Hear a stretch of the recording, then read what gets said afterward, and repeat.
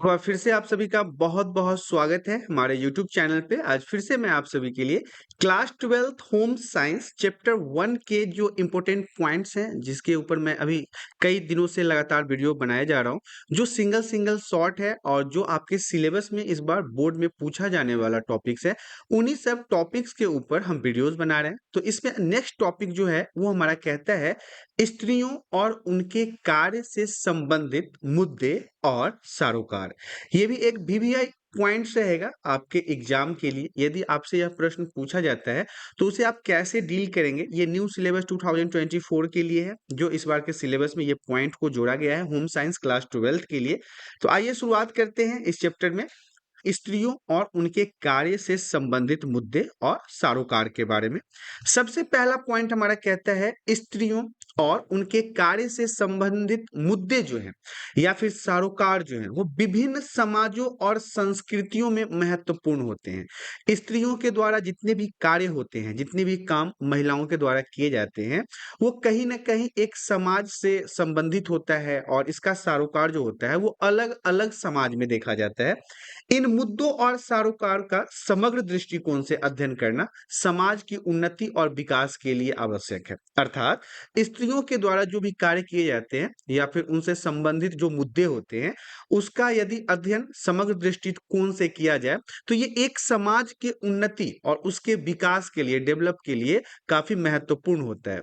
कुछ प्रमुख मुद्दे और सरोकार के बारे में बात करेंगे जो आपको नीचे दिया गया है। जैसे पहला पॉइंट हमारा कहता है लिंग समानता, जेंडर इक्वलिटी। इसमें पहला पॉइंट जो है वो कहता है महिलाओं अर्थात स्त्री और पुरुषों अर्थात कि मर्दों के बीच में समान अधिकार और अवसर की मांग होनी चाहिए। मतलब लिंग को लेके असमानता नहीं होनी चाहिए। ऐसा नहीं है कि महिलाएं और पुरुष दोनों अगर एक ही तरह के और एक ही समय तक एक ही काम को कर रहे हैं तो उनके बीच में असमानता नहीं होनी चाहिए। उनको बराबर का हकदार होना चाहिए, बराबर की सैलरी उनको देनी चाहिए, बराबर का उनको रिजल्ट प्राप्त होना चाहिए। तो ये महिला और पुरुषों के बीच में क्या होना चाहिए? समान अधिकार होना चाहिए, अवसर की मांग भी समान होनी चाहिए। इसके अलावा कार्यस्थल पर जहां पे महिलाएं और पुरुष दोनों काम करते हैं, वहां पे भी लिंग को लेके भेदभाव और वेतन असमानता को समाप्त कर देना चाहिए। लिंग को लेके कि महिलाएं इस काम को सही तरीके से नहीं कर पाएगी या फिर महिलाएं इस काम के लायक नहीं है, ऐसी चीजें नहीं होनी चाहिए। या फिर उनके सैलरी में, वेतन में असमानता नहीं होना चाहिए। दोनों को एक समान वेतन प्रदान करना चाहिए। तो ये लिंग समानता मतलब कि जेंडर इक्वलिटी होनी चाहिए। बात करेंगे शिक्षा और प्रशिक्षण के बारे में। तो महिलाओं के लिए उच्च गुणवत्ता की शिक्षा और व्यावसायिक प्रशिक्षण की उपलब्धता होनी चाहिए। शिक्षा की अगर हम बात कर लें या फिर स्किल्स डेवलपमेंट की बात कर लें तो महिलाओं के लिए भी अच्छे तरह की पढ़ाई लिखाई मुहैया करवाना जरूरी है और इसके साथ साथ उनको स्किल्स भी सिखाना जरूरी है। उनके अंदर डेवलपमेंट जो है स्किल्स का, वो भी बहुत महत्वपूर्ण है।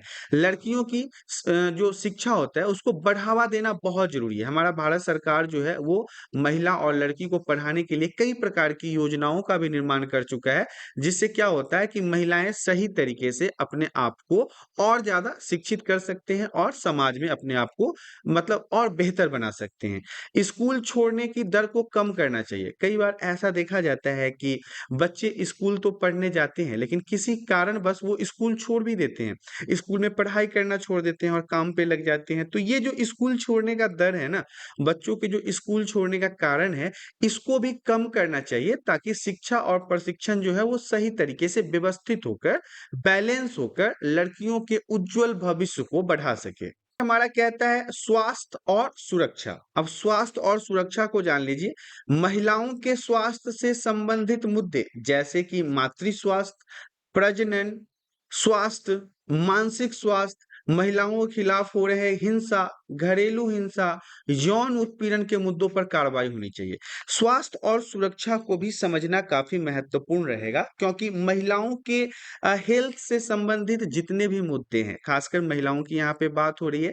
जैसे कई प्रकार के ऐसे समय होते हैं महिलाओं के लिए जो काफी पीड़ादायक होता है, काफी कठिनाइयों से भरा होता है। तो महिलाओं के ऐसे समय में अच्छे स्वास्थ्य संबंधी योजनाओं का विकास होना चाहिए। जैसे हम मातृ स्वास्थ्य की अगर हम बात कर लें तो माताओं के स्वास्थ्य की यहाँ पे बात हो रही है। प्रजनन स्वास्थ्य कहने का मतलब है बच्चे को जन्म देने के समय में होने वाले जितने भी उनके पास सुविधाएँ होनी चाहिए, वो होना चाहिए। मानसिक स्वास्थ्य भी ज़रूरी है स्वास्थ्य के अंदर। और महिलाओं के खिलाफ आपने अक्सर हिंसा होते हुए देखा होगा। कई बार ऐसे खबरें आती हैं कि महिलाओं को दहेज के लिए प्रताड़ित किया जाता है या फिर गलत तरीके से उनको शोषण किया जाता है, कभी सास-ससुर के द्वारा उनको प्रताड़ित किया जाता है। कई बार तो ऐसे मुद्दे भी सामने आते हैं कि घर के बहू को आग लगा के भी लोग मार देते हैं। पता नहीं ये लोग ऐसा कैसे कर पाते हैं? साथ ही साथ यौन उत्पीड़न का भी सामना उनको करना पड़ता है। कई बार महिला बलात्कार जैसे चीज़ों से भी जूझती है। तो ये सारी चीज़ें जो हैं, इनके ऊपर कड़ी प्रतिबंध लगाना बहुत ज़रूरी है और ये स्वास्थ्य और सुरक्षा के अंतर्गत महिलाओं के लिए काफ़ी महत्वपूर्ण पॉइंट्स हैं। आप ये जितने भी पॉइंट्स हैं ना, उनको सही तरीके से समझ लीजिए। बहुत ज़्यादा पढ़ना भी बहुत ज़रूरी नहीं है। ऐसा नहीं है कि मैं आपको ये बताऊँगा कि आप पूरे दिन पढ़ते रहो, पूरे दिन लिखते रहो, पूरे दिन नोट्स बनाते रहो, ऐसा कुछ नहीं करना है। लेकिन जितनी देर आप पढ़ोगे 2, 3, 4 घंटे ये आपके लिए इनफ है 1 दिन के लिए। यदि आप 4 घंटे भी प्रतिदिन सही तरीके से पढ़ते हो, तो आपके एग्ज़ाम में ये काफ़ी अच्छा रिज़ल्ट देगा। और मैं ये भी नहीं कहता हूँ कि आप हमेशा मेरी वीडियोज़ देखो, ज़रूरी नहीं है क्योंकि सभी बच्चों की अपनी-अपनी इच्छा होती है। वो जिनकी वीडियो देखना है आप देख सकते हो, यूट्यूब पे लॉट्स ऑफ इन्फॉर्मेशन अवेलेबल है। आपको जहाँ से जो चीज़ें समझ में आ रही है, आप उन चीज़ों को देख के उन पॉइंट्सों को क्लियर कर सकते हो। मैं भी अपनी तरफ से पूरी कोशिश करता हूँ कि बच्चों को जो भी मैं बता रहा हूँ, वो उनके समझ में बड़े ही अच्छे तरीके से आ जाए, सरल भाषा में समझ जाए ताकि उनको रट्टा मारने की ज़रूरत ना हो। तो ये सारी चीज़ें जो हैं वो आपको समझना ज़रूरी है। आखिर पढ़ना तो आप ही को है। मैं आपको सिर्फ़ पढ़ा सकता हूँ, गाइडलाइन दे सकता हूँ, रास्ता बता सकता हूँ। लेकिन पढ़ना आप ही को है, समझना आप ही को है, रास्ते पे चलना भी आप ही को है और 12th का बोर्ड का एग्ज़ाम भी आप ही को देना है।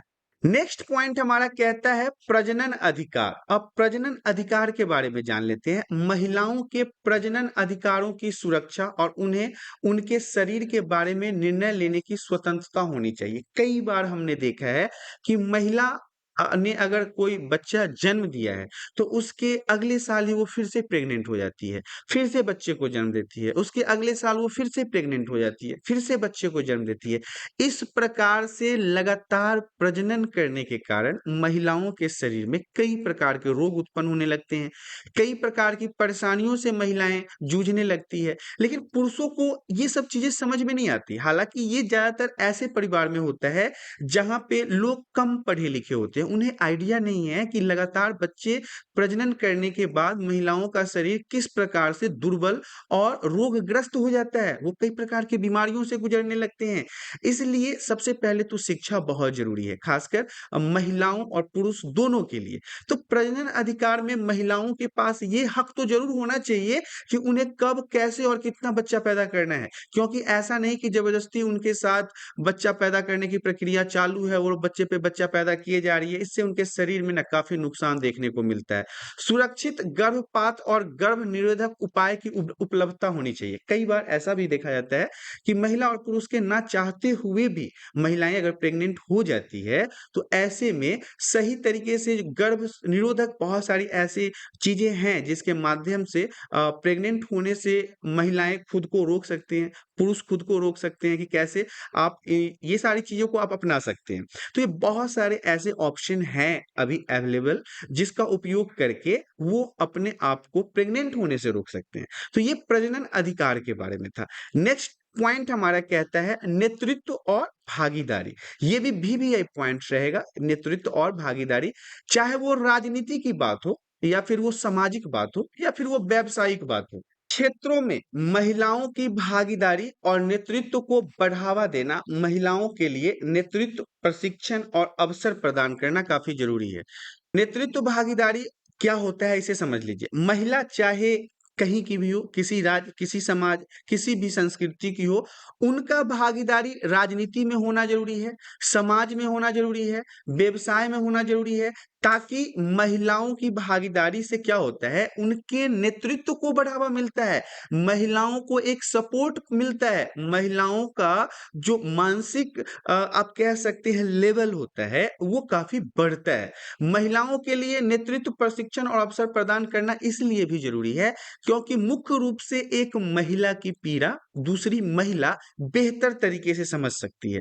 महिला के बारे में एक महिला जितना अच्छा समझ सकती है, उतना पुरुष नहीं समझ सकता। इसलिए अगर महिला का नेतृत्व रहेगा राजनीति में, समाज में, व्यवसाय में, तो वो उन महिलाओं के पीड़ा को समझ सकती है जो उस समाज में या फिर राजनीति में या व्यवसाय में पहले से किसी कारण से जूझ रही है। तो ऐसे में नेतृत्व और भागीदारी भी काफी महत्वपूर्ण माना जाता है। पॉइंट हमारा कहता है सांस्कृतिक और सामाजिक मान्यताएं। ये क्या होता है? तो समाज में महिलाओं के प्रति, महिलाओं को लेके सांस्कृतिक और पारंपरिक मान्यताओं को बदलना।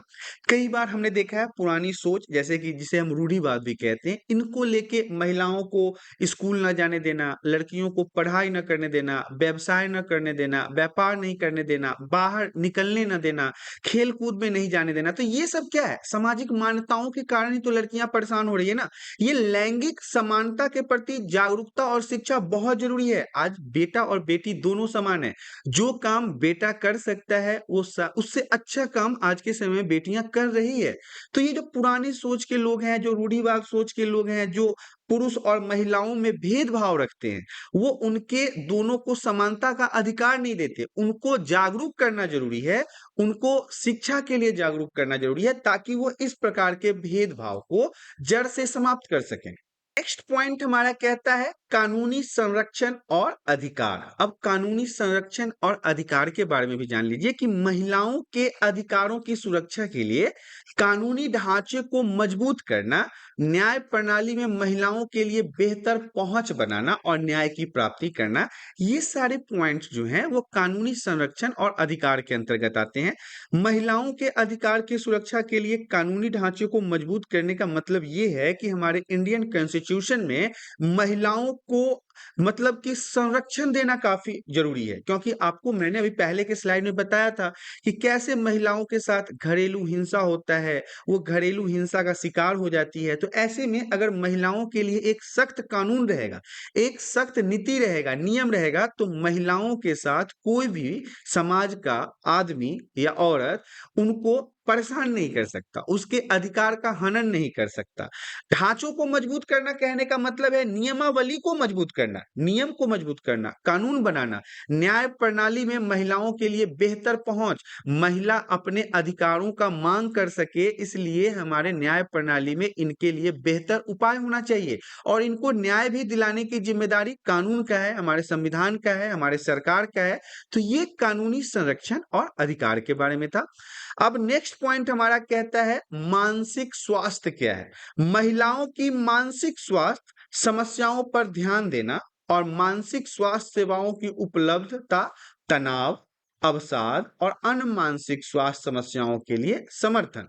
देखिए, मानसिक स्वास्थ्य कहने का मतलब है, मैंने आपको पहले के पॉइंट्स में बताया था कि आज की महिलाएं जो है वो भी काम करती है, कामकाजी महिलाएं हैं।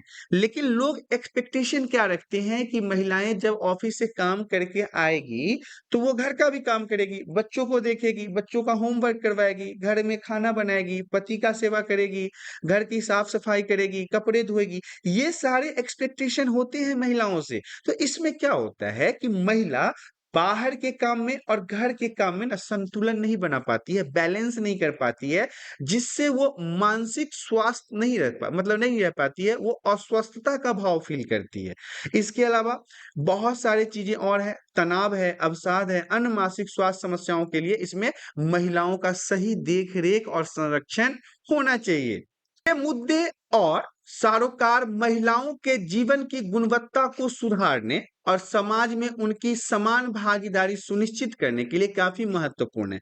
जितने भी पॉइंट्स मैंने आपको अभी बताए हैं इस चैप्टर के अंदर, या फिर कह सकते हैं इस सिलेबस वाले टॉपिक के अंदर, जैसे कि टॉपिक का नाम है स्त्रियों और उनके कार्य से संबंधित मुद्दे और सरोकार, तो ये इंपॉर्टेंट तो है ही। तो इसमें मैंने तो सबसे पहले आपको लिंग समानता के बारे में बताया और महिलाओं को इस समाज में समानता के भावना को बढ़ाने के लिए शिक्षा और प्रशिक्षण जरूरी है, उनके स्वास्थ्य और सुरक्षा जरूरी है, प्रजनन का अधिकार होना चाहिए उनके पास, नेतृत्व में भागीदारी होनी चाहिए, चाहे वो राजनीति हो, सामाजिक हो या व्यवसाय हो। तो यहाँ पे इनके लिए कानूनी संरक्षण का अधिकार होना चाहिए, मानसिक स्वास्थ्य इनका सही होना चाहिए, सामाजिक मान्यताओं से इनको मतलब रूढ़िवाद की समस्याओं से इनको मुक्ति दिलाना चाहिए। तो ये मुद्दे जितने भी हैं और सरोकार जो है वो महिला के जीवन की गुणवत्ता को मतलब महिला के जीवन के स्तर को बढ़ाने के लिए काफी महत्वपूर्ण माना जाता है। ये सारी चीजें अगर समाज में महिलाओं के साथ सही तरीके से होता है तो महिलाएं काफी अच्छे लेवल से ऊपर बढ़ सकती है। इनको अगर समानता का अधिकार मिलता है तो ये अपने समाज में काफी तेजी से तरक्की कर सकते हैं। इन समस्याओं के समाधान के लिए प्रकार के सरकारी और गैर सरकारी संगठन बनाए गए हैं। गैर सरकारी संगठन में मैंने पहले भी कई सारे एनजीओ के बात किए थे, जो क्या करता है कि महिलाओं के लिए, महिलाओं के उत्थान के लिए, महिलाओं के अच्छे जीवन के लिए, महिलाओं को समानता का अधिकार दिलाने के लिए कई प्रकार के कार्यों को करता है। और समाज में सभी वर्गों का सहयोग महिला उत्थान के लिए आवश्यक माना जाता है। तो ये जितने भी पॉइंट्स थे वो काफी महत्वपूर्ण पॉइंट्स हैं। प्रकार से आपने देखा क्लास 12 होम साइंस, स्त्रियों और उनके कार्य से संबंधित मुद्दे और सरोकार, जो न्यू सिलेबस 2024 के लिए काफी महत्वपूर्ण है और आपके बोर्ड के एग्जाम के लिए तो ये वेरी वेरी इंपॉर्टेंट रहेगा। यहाँ पे समाप्त हो गया, ये सिंगल सिंगल टॉपिक है, बस सिलेबस को हिट किया जा रहा है। तो आशा करता हूँ वीडियो में दी गई जानकारी आप सभी को पसंद आया होगा। जानकारी पसंद आया तो वीडियो को लाइक करें, चैनल पे पहली बार आए हैं तो चैनल को सब्सक्राइब कर लें ताकि इसी प्रकार के एजुकेशनल वीडियो आपको हमेशा प्राप्त होता रहे। आज के लिए इतना ही, धन्यवाद।